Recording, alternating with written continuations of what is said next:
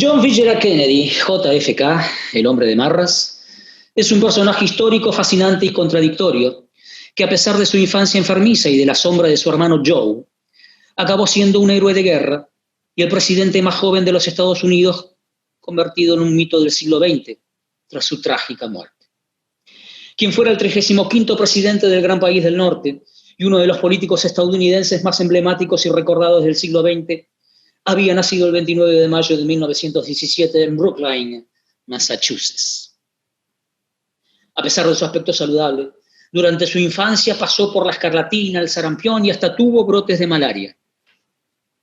También padecía lo que se conoció como síndrome poliendocrino autoinmune tipo 2, que consiste en un compendio de varias enfermedades del sistema endocrino asociadas a otras patologías, todo lo cual le provocaba náuseas, vómitos, dolor abdominal, presión arterial alta, pérdida de peso, hipoglucemia, migrañas y varias carencias en el sistema inmune.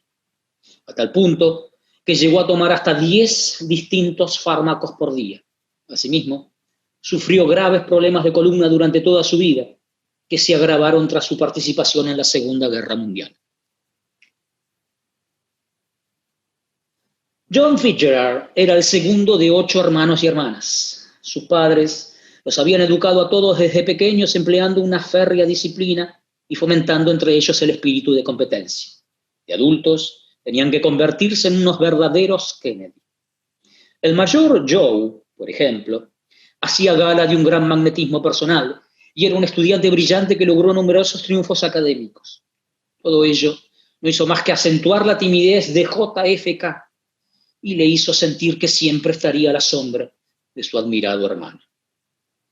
En 1932, cuando Franklin Delano Roosevelt se presentó a las elecciones presidenciales, Kennedy padre solventó aquella campaña decidido a probar fortuna en la carrera política. En 1937, Joseph Kennedy, que ya se movía en los círculos de los grandes banqueros y políticos de la época, fue nombrado embajador en Gran Bretaña. Aquel descendiente de inmigrantes, ferviente católico y siempre ambicioso, había hecho una enorme fortuna y ahora triunfaba también en el ámbito de la política. Sus 2 hijos mayores lo acompañaron a Europa en calidad de ayudantes y John Fitzgerald pudo viajar así a la Unión Soviética, Turquía, Polonia, América del Sur y otras regiones, de cuya situación informó puntualmente al patriarca de la familia. Fue a raíz de esta gira cuando John Fitzgerald empezó a interesarse seriamente en la política. De regreso a los Estados Unidos se volcó en sus estudios y logró que sus calificaciones académicas mejoraran considerablemente. Se interesó por los distintos conflictos que desembocarían en la Segunda Guerra Mundial y especialmente por la actitud de Gran Bretaña respecto a Europa.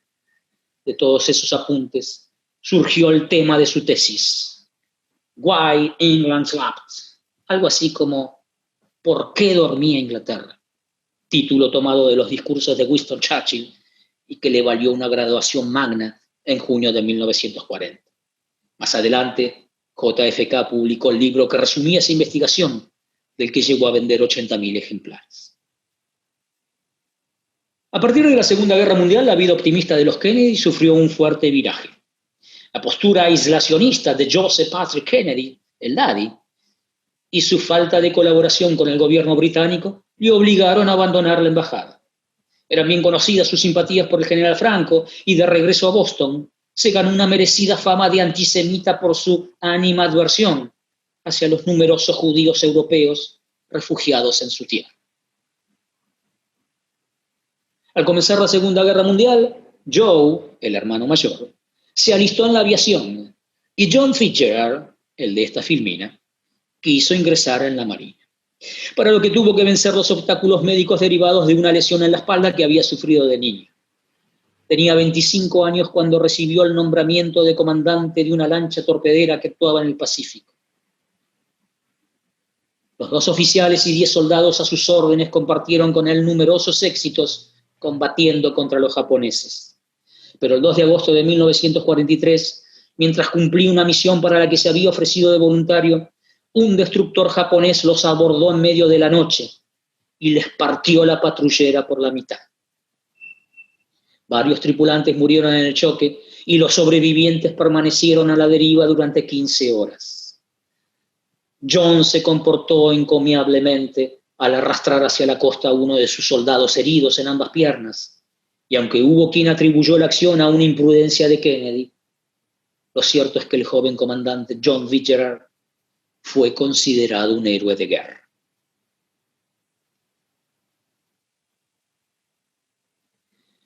El 12 de agosto de 1944, su hermano Joe, el que se llevaba todas las palmas de adolescente, ¿recuerdan?, murió en un accidente aéreo cuando intentaba destruir las bases alemanas de las bombas volantes V-1 y V-2. El patriarca de los Kennedy, en consecuencia, volvió sus ojos hacia su segundo hijo, John Fitzgerald, y decidió que ocupara la vacante de Joe en la lucha por conquistar la presidencia de los Estados Unidos. En efecto, en 1945, cuando John trabajaba como corresponsal en el Imperio, así se llamaba, de William Radon Hearst, magnate de la prensa estadounidense, y había cubierto ya varias conferencias internacionales, su padre Joseph Kennedy le expresó su deseo que ocupase el puesto de su hermano Joe y se dedicase a la política. JFK, en consecuencia, tuvo que aprender a dominar su timidez y su retraimiento para convertirse en un político profesional. Estrechar las manos de desconocidos, sonreír ante los periodistas y tener siempre en los labios una frase más o menos ingeniosa para ellos, comenzó a ser su pan de cada día. Su amplia sonrisa, su aspecto de niño y sus ojos melancólicos pronto encontraron adeptos en el seno del Partido Demócrata y entre los electores, fascinados por su juventud y por su imagen de brillante y honrado universitario. Apoyado doctrinaria y económicamente por su familia, JFK logró convertirse en 1946 en diputado del Partido Demócrata por Boston, en la Cámara de Representantes, y mantuvo su escaño en las elecciones de 1948 y 1950. El joven Kennedy ocupó rápidamente un lugar descollante en la escena política estadounidense. Lo más destacable de esa primera etapa de vida política fue su franco apoyo a todas las ayudas internacionales, como el préstamo otorgado a Gran Bretaña, la ayuda a Grecia y Turquía, el Plan Marshall y otras medidas afines. En abril de 1952, a sus 35 años, su padre lo instó a presentarse a senador por el estado de Massachusetts. De nuevo, el clan Kennedy, que eso es lo que eran, un verdadero clan, se lanzó a una frenética actividad. Se trataba de disputar el puesto a Henry Lodge, que lo mantenía desde 1935. Corrieron ríos de tinta y dólares. Las imágenes o sus imágenes recorriendo todo el estado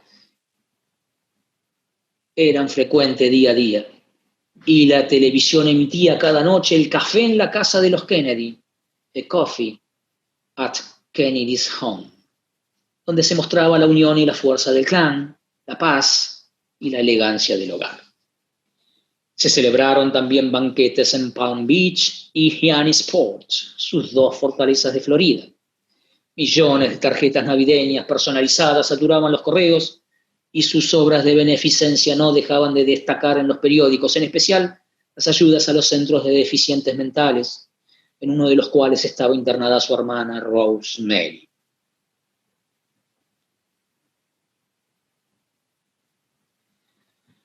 A uno de esos banquetes, JFK invitó a la reportera de un diario de Washington que había conocido un año antes, Jacqueline Lee Bouvier, quien no tardó en enamorar al aspirante a senador y a su familia, ya que había que conquistar también a la familia. Pues combinaba a la perfección su belleza con sus conocimientos idiomáticos, Jacqueline hablaba varias lenguas, y el encanto de su origen francés, con la dote de su padre, un célebre financiero neoyorquino.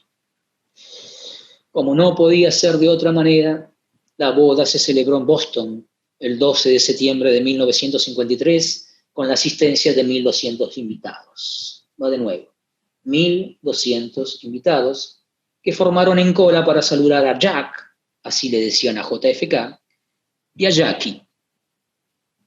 Jacqueline Kennedy se convirtió desde ese día en una de las mejores apuestas del futuro presidente. Y es que la incipiente relación entre JFK y Jacqueline Bouvier no fue todo lo idílica que pudiera esperarse o pensarse. Ella sabía que su amor podía terminar con un corazón roto.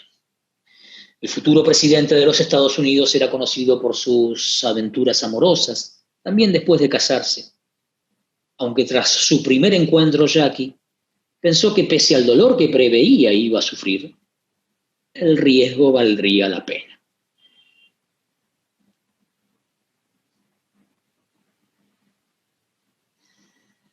James Patterson, político y escritor, ya lo había predicho en el libro The House of Kennedy, la casa de los Kennedy. Para Jack, ella supuso un desafío, dijo. Y nada le gustaba más a Jack que los desafíos. Pero volvamos al devenir. En octubre de 1954, JFK se vio obligado a alejarse de la vida política. La antigua dolencia de espalda por la que ya había sido intervenido se agravó, y el uso de muletas ocultas en el coche durante sus campañas se hizo cada vez más necesario. Tuvo que ser operado para unir sus vértebras descolocadas, y en febrero de 1955 debió someterse a una nueva intervención, tras lo cual logró recuperarse. Volvió a la vida pública dispuesto a presentar su candidatura para la vicepresidencia del Partido Demócrata. Sin embargo, fue vencido por Estes Kefauver. La abrumadora victoria de Eisenhower, el famoso Ike, ¿recuerdan? El comandante en jefe de los aliados encargado de la organización y dirección del desembarco en Normandía, así se lo llamaba, Ike, luego presidente de los Estados Unidos, no amedrentó a los demócratas, que veían en Kennedy al candidato idóneo para las elecciones presidenciales de 1960. Ese año entonces electoral, 1960, el clan Kennedy intensificó su actividad, pero el triunfo final fue una conquista personal de John Fitzgerald. En los últimos años había hecho nuevas e influyentes amistades y estaba rodeado de eficaces colaboradores, recuperados en su mayoría de Harvard.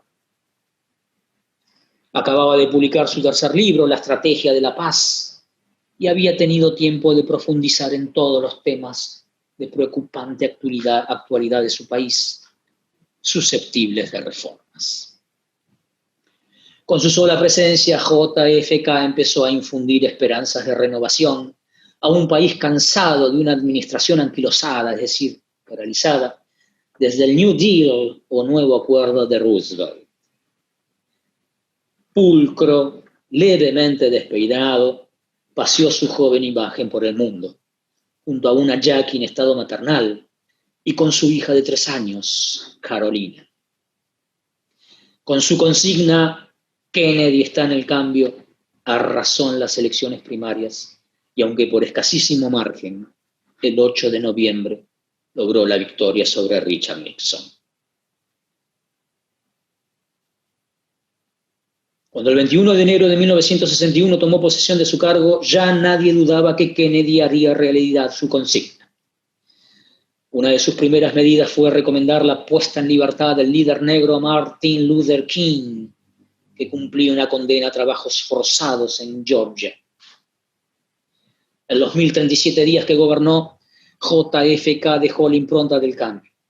Apenas instalado en el despacho Oval, escoltado por su hermano, Robert F. Kennedy, como fiscal general, sus medidas renovadoras se sucedieron. La ayuda federal al sistema educativo, el impulso que le dio a la cultura y a las artes, y sobre todo el relanzamiento de la economía, que condujo a un marcado crecimiento del consumo y de las inversiones privadas, lo que a su vez permitió recuperar el retraso aeroespacial del país respecto a la Unión Soviética, fueron solo algunas de sus más célebres innovaciones. Su programa de corte liberal se basó básicamente en la recuperación económica, la mejora de la administración, la diversificación de los medios de defensa y el establecimiento de una alianza para el desarrollo integral del continente americano. Todos quedaron deslumbrados por aquel joven cargado de ilusiones y de ideas de regeneración y reforma. Pero uno no acudió a la cita. Fidel Castro, que desde 1959 era jefe del gobierno cubano. Con Eisenhower como presidente de los Estados Unidos, la CIA ya había preparado un plan de invasión de la isla de Cuba, al tiempo que se adiestraban en Guatemala guerrillas anticomunistas. La ineptitud de los gobernantes norteamericanos había cerrado las puertas a la Cuba de Fidel y el Che Guevara, empujándolos a radicalizar su revolución. Los Estados Unidos no habían hecho nada para ayudar a Cuba en su necesidad de progreso económico, y cuando Kennedy llegó al poder, era ya demasiado tarde. El presidente de los Estados Unidos se resistió a aceptar el plan de ataque de la CIA en varias ocasiones, pero acabó cediendo ante las presiones militares. En abril de 1961 comenzó la operación, pero la resistencia de las tropas castristas y del pueblo cubano convirtieron el desembarco en la bahía de Cochinos en un estrepitoso fracaso.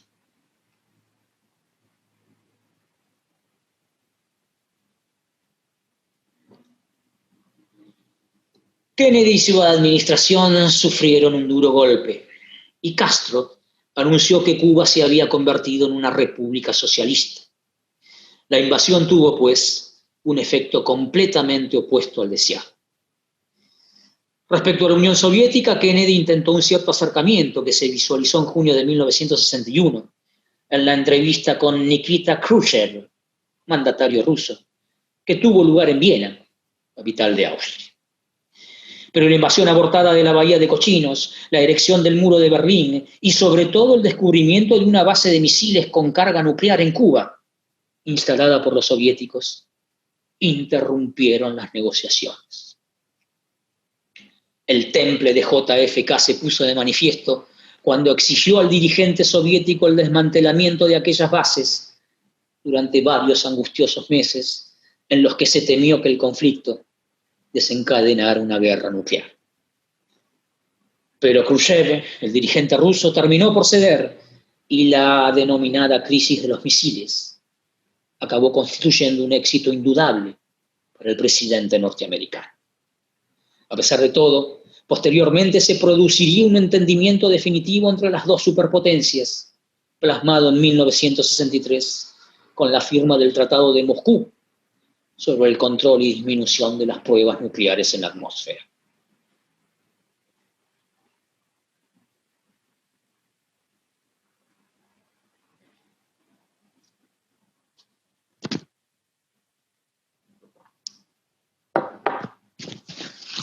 En 1963, Kennedy comenzó a preparar el terreno para las siguientes elecciones e inició una gira por diversas ciudades del país. El 22 de noviembre de 1963, John Fitzgerald Kennedy y su esposa, seguidos del vicepresidente Lyndon B. Johnson, entraron en Dallas. Era parte de su campaña en la zona más reacia del país, con vistas a su reelección en 1964. Cuando recorría sus calles en un coche descubierto, unos disparos sonaron por encima de los vítores y cegaron su vida. Poco después, John Fitzgerald Kennedy moría en el hospital, desatando la consternación del mundo entero. Se consumaba así en Dallas, Texas, decíamos, uno de los magnicidios más espectaculares y turbios de la historia, que por si no fuera suficiente, quedó registrado por las cámaras de televisión. Según el informe Warren, el autor del magnicidio fue un tal Lee Harvey Oswald, foto de la derecha, que desde lo alto de un edificio, foto del centro, disparó con un fusil de repetición con mira telescópica, foto de la izquierda. Si bien ha pasado a la historia como su asesino, Lee Harvey Oswald, nacido en New Orleans en 1939, alistado en los Marines en 1956 y desertor de ese cuerpo, nunca pudo ser juzgado por los hechos que se le imputaban. 2 días después del atentado y mientras era trasladado del cuartel de la policía de Dallas a la cárcel del condado, Oswald recibió disparos en el abdomen por un hombre llamado Jack Ruby, una especie de second class del AMPA estadounidense este último, falleciendo horas después. La veracidad del informe Warren siempre fue puesto en duda, y desde entonces han sido señalados culpables del asesinato de John Fitzgerald Kennedy, desde la mafia hasta la sociedad racista Ku Klux Klan, pasando por los trusts petrolíferos y armamentísticos y la propia CIA. El enigma sigue abierto y probablemente nunca llegue a resolverse. John Fitzgerald Kennedy, primer presidente católico más joven de la historia de los Estados Unidos, tras Theodore Roosevelt. Atractivo, elegante y con gran carisma, además de deportista, buen estudiante y veterano de guerra, supuso una bocanada de aire fresco en un país que necesitaba a alguien que quitara el conservadurismo rancio al que olía la Casa Blanca. De vida corta y absolutamente estelar, para muchos también significó un incordio en el país de las oportunidades. Jacqueline Bouvier de Kennedy, hermosa, culta, con aire europeo y educada en colegios de élite, tuvo 4 hijos con JFK, a quien le toleró un sinnúmero de infidelidades. Cuando dio a luz en 1956 a Arabella, la primera hija de la pareja que nació muerta, JFK estaba de viaje con un amante en un yate. Pese a todo, permaneció al lado de su marido hasta su muerte, literalmente, como lo muestran las imágenes del magnicidio de 1963. John Bouvier de Kennedy, convertida en la viuda de América y considerada una deidad dentro del mundo de la moda de todos los tiempos, en 1968 se casó por segunda vez con el multimillonario griego Aristóteles Onassis. Vivió con él en Europa hasta que el magnate murió en 1975. Entonces se trasladó a Nueva York, donde residió hasta su muerte en 1994, víctima de un cáncer linfático. El asesinato en televisión. La misma mañana del asesinato, a las 12:40 p.m., apenas unos minutos después de producirse los disparos, la cadena CBC transmitió la noticia sobre el crimen.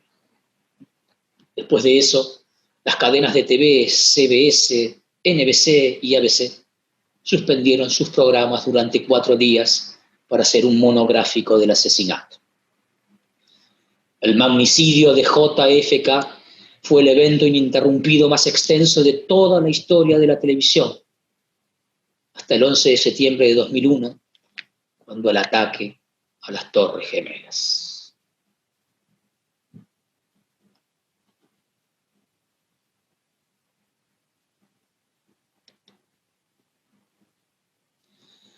No preguntes qué puede hacer tu país por ti. Pregunta qué puedes hacer tú por tu país. Ask not what your country can do for you. Ask what you can do for your country. John Fitzgerald Kennedy.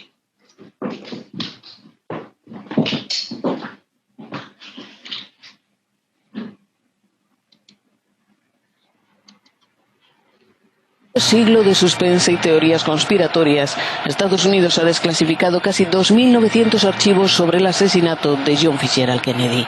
Mucho material, pero no todo el existente, pues a petición sobre todo de la CIA y el FBI, el presidente Donald Trump ha decidido mantener en secreto parte de la documentación, al menos durante 6 meses más. En los archivos desclasificados se mencionan, por ejemplo, las escuchas de la CIA en las embajadas de Cuba y la Unión Soviética en México, ambas visitadas por el presunto asesino de Kennedy, Lee Harvey Oswald, 6 semanas antes del magnicidio. Pero sobre todo hay mucha paja, muchos informes y cables que sin duda alimentarán, pero no disiparán las múltiples hipótesis de complot. De hecho, la parte más interesante no habla del asesinato, sino de las maniobras en la sombra de Washington y la CIA en aquella época de paranoia y lucha anticomunista.